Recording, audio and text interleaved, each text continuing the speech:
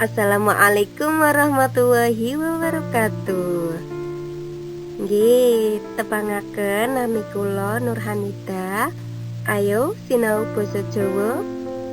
Dinten menika badhe sinau ngengingi teks narasi KD 3.1 memahami isi teks narasi tentang peristiwa atau kejadian.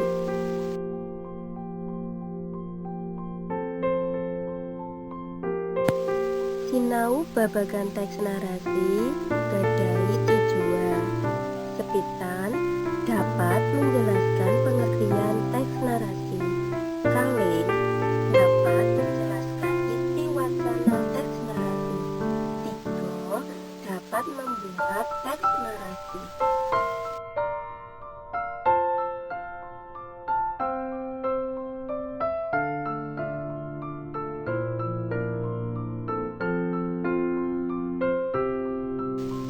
Jinising karangan yaiku ingkang sepisan deskripsi, kalih narasi, tiga eksposisi, sekawan argumentasi, bangsa persuasi. Ananging kita fokuse wonten ing narasi.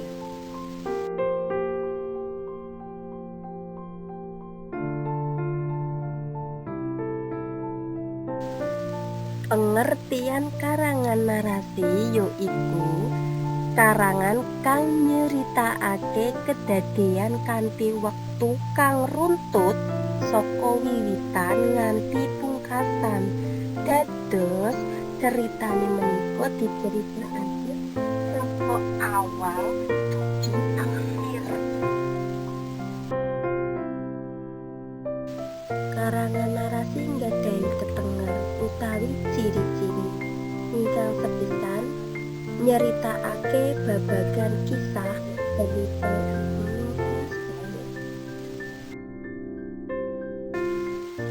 Tetenger ingkang kaping kalih yaiku kedadian utawi prastawa saged adhedhasar prastawa kang tenan kedadian utawa karangan dening panulis. Tetenger kaping 3 duweni konflik, amarga tanpa konflik karangan narasi dadi boten patiya nyenengake. Tetenger ingkang nomor sekawan yaiku nggadhahi kronologi utawa urutan kedadian kang jelas.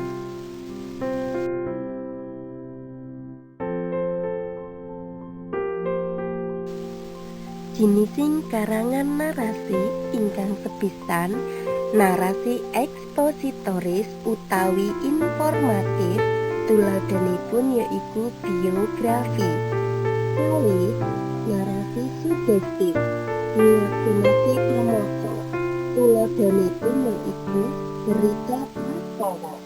Ingkang nomor 3 narasi artistik utawi imajiner, tuladhanipun yaiku cerita, novel, lan cerita rakyat.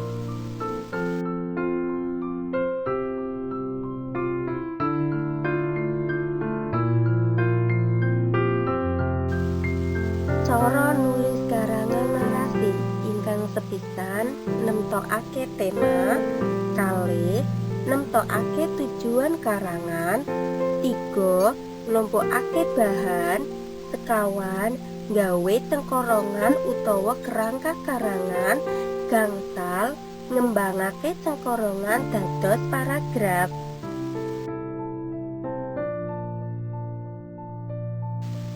Menika wonten tuladha karangan narasi ingkang irah-irahanipun alun-alun Wonosobo.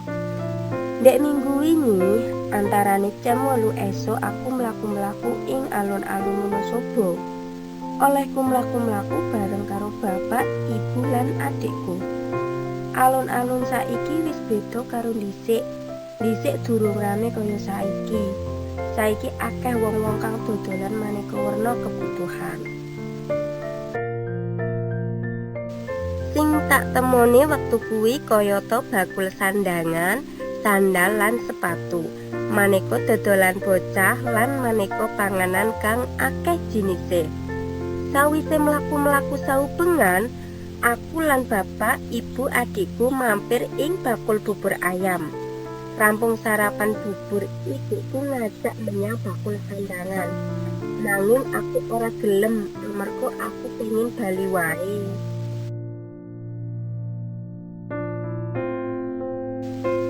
Nah, saniki wonten pitakonan. Teks menika wau ingkang irah-irahanipun alun-alun Wonosobo kalebet jenis teks narasi napa? Ayo, sinten ingkang saged mangsuli komentar ing ngandhap nggih.